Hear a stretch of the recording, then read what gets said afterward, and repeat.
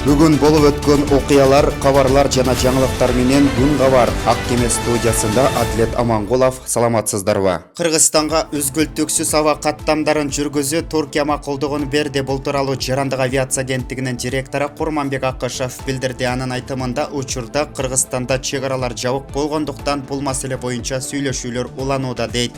Акышев белгилегендей, сентябрдан тартып биздин өлкө 4 мамлекет менен аба жолдорун ачууга даяр. Ал эми учурда чет жердеги мекендештер үчүн чартердик каттамдар тынымсыз жүргүзүлүп жатканын айтат.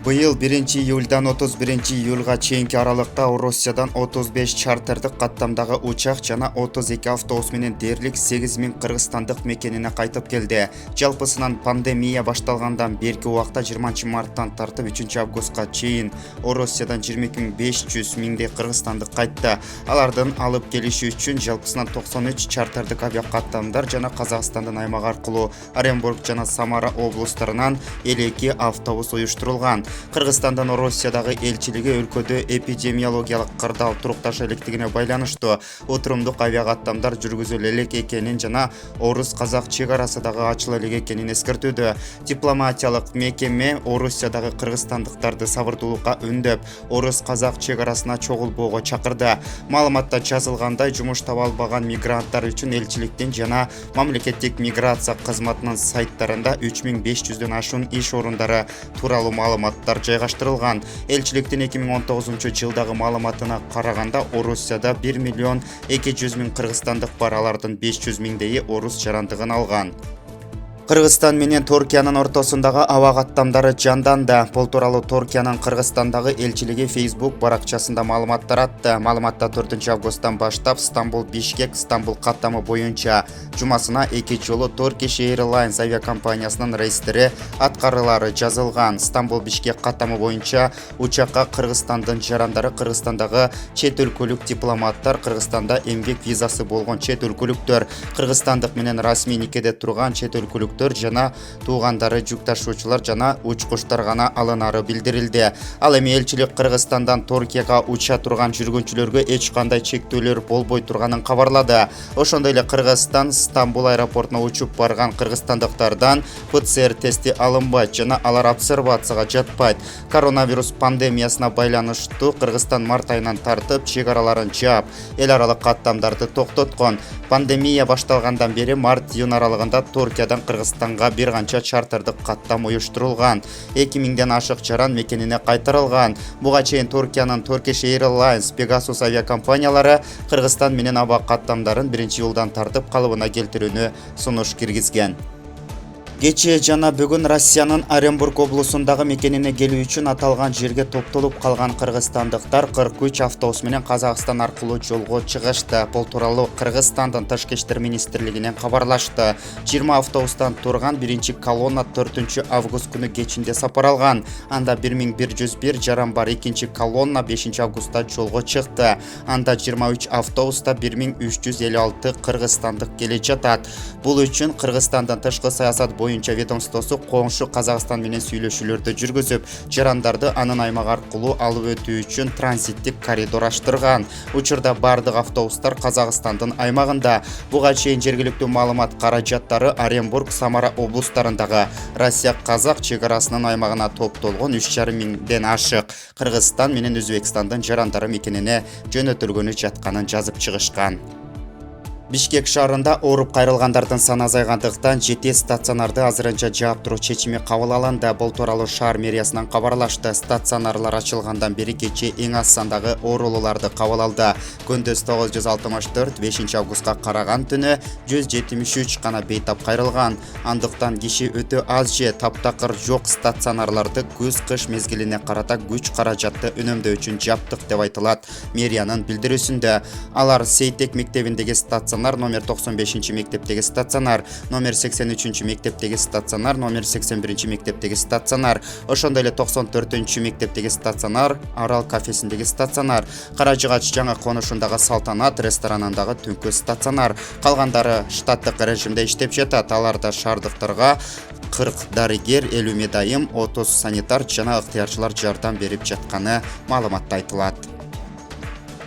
Оренбург Самара облысындағы Россия-Қазақ шекарасының аймағына топтолған 3,5 мыңдан ашық Қырғызстан менен Өзбекстандың жарандары мекеніне жөнөтүлөрүн жергиликтүү өкмөттүн билдирүүсүнө таянып РИА Новости жазды. Маалыматка ылайык Оренбургдагы Бузулук менен Самара облусунун аймагындагы Россия-Қазақ шекарасында 3 миңдей кыргызстандык жана 500дөн ашык өзбекстандык чогулган.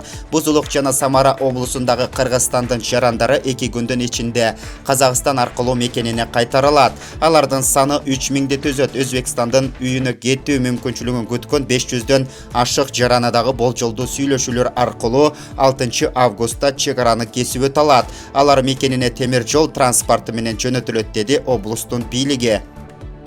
Россия 1 августтан тарта 3 мамлекет Улуу Британия, Туркия жана Танзания менен авиакаттамын жандандырды. 11 августтан тарта бардык багыттар боюнча ачылары айтылууда, бирок муну тастыктаган расмий маалымат жок. Борбор Азия мамлекеттеринде, анын ичинен Кыргызстанда Россия менен аба каттамдарынын ачылышын чыдамсыздык менен күтүп жатышат. Чегара жабылгандан кийин миңдеген адамдар сыртта калып, учурда алардын көбү үйүнө кайтууну көздөп турушат. Кыргызстанда аба жолдору Россия менен бир учурда ачылат. Ошондой эле Кыргыз Республикасынын жарандык авиация агенттигинин директору Курманбек Акышевдин айтымында, республика сентябрдан тарта 4 мамлекет менен аба каттамын ачууга даяр. Билим берүү жана илим министрлиги кесиптик билим берүү уюмдары үчүн пандемия убагында жаңы окуу жылында онлайн билим берүүнү ишке ашыруу үчүн тиешелүү шарттарды түзүү үчүн практикалык сунуштарды иштеп чыгуу максатында консультативдик кеңешти түздү. Ошондой эле билим берүү жана илим министринин орун басары Нурлан Омуров буларды билдирди. Анын айтымында кеңеш 3 багытта иш алып барат. Студенттерди, мугалимдерди жана окуу жайдын администрацияларын колдоо боюнча санариптик билим берүүнү жайылтууда санариптик технологияларды колдонууда. Билим берүү уюмдарынын алдыңкы тажрыйбасын эксперттер талдап чыгып колдонушат. Тең-теңинде принциби боюнча консультативдик кеңештин эксперттери тарабынан билим берүү уюмдарына, анын ичинде региондорго жайгашкан окуу жайларга онлайн режиминде билим берүүнү жайылтуу боюнча ийгиликтүү тажрыйбасы бар окуу жайлар тарабынан көмөк көрсөтүү уюштурулат деп белгиледи. Нарын шаарындагы эксперименттик тест чыгарылуучу жугуштуу оорулар ооруканасын куруу боюнча жер иштери башталды. Бул тууралуу республикалык штабтан кабарлашты. Маалыматка ылайык азыркы мезгилде имараттын пайдубалын негизинде куруу үчүн чуңкурлары казылып жана фундаменттин таманына пайдаланыла турган шагылдуу топурактар тартылып келинип жатат. Ошондой эле долбоорду натурага чыгаруу боюнча иштер аткарылды. Мурда белгилүү болгондой 70 орунга эсептелген жаңы имараттын курулушу республикалык бюджеттен каржыланат. Долбоор боюнча бул саламаттыкты сактоо объектиси бир кабаттуу болот. Анын узундугу 73 метр, турасы 28 метрди түзөт. Имаратты куруу үчүн нарындын аба ырайын, климаттык шартын эске алуу менен жеңил конструкцияда курулаары пландаштырылган. Кечээ 4 августта Ош шаарында коомдук транспорттарга санитардык эрежелерди сактоо боюнча рейд жүргөн. Рейдте Ош шаарынын вице-мэри Асылбек Топчубаев, жүргүнчүлөрдү ташуу агенттигинин жетекчилиги жана адистери шаардык автоунаа муниципалдык ишканасынын жетекчиси катышты. Бул тууралуу Ош шаардык мэриясынан билдиришти. Билдирүүгө ылайык текшерүү иштеринин алкагында автобустардын, троллейбустардын, ошондой эле маршруттук каттамдардын санитардык эрежелери жана тазалыгы текшерилип, карантиндик нормаларды бузгандарга административдик айыптар салынып, эскертүүлөр берилди. Эң негизгиси каттамдардын ар бириндеги антисептиктердин бардыгы, ошондой эле жүргүнчүлөрдүн аралык сактоосу жана бет кап кийүү тартибине көңүл бурулду. Жүргүнчүлөрдү ташуу агенттигинин маалыматы боюнча бүгүнкү күнгө чейин 101 айдоочуга санитардык эрежелерди сактабагандыгы үчүн чара көрүлгөн. Текшерүү иштери улантылат деп жазылат маалыматта. Жаштар иштери, дене тарбия жана спорт боюнча мамлекеттик агенттиги ишмердүүлүктү баскычтуу кайра жандандыруу боюнча өкмөттүн жарлыгын эске алып, өлкөнүн футбол боюнча чемпиондугун жандандыруу чечимин жактырды. Бул тууралуу Кыргыз футболдук союзунан билдиришти.